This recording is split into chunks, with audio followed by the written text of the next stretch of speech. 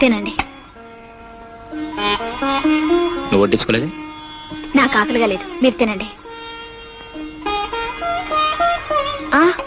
ఉందండి. ఊరికే చూస్తా. ఏమిటిది? కట్టుకున్న పెళ్ళడానికి పంచపక్ష పరిమాణాలు పెట్టినా పెట్టకపోయినా కనీసం పట్టడన్నం కూడా పెట్టుకోలేని దుస్థితిలో ఉన్నాను. చచ్చే, అలా మాట్లాడకండి. రోజంతా కష్టపడొచ్చే మీరు తినాలి, కానీ నాదే ఉందండి. రాధా, భార్యాభర్తలంటే జీవితంలో అన్నీ సమానంగానే పంచుకోవాలి. కష్టమైనా సరే, సుఖమైనా సరే, ఆకలైనా సరే, అన్నమైనా సరే.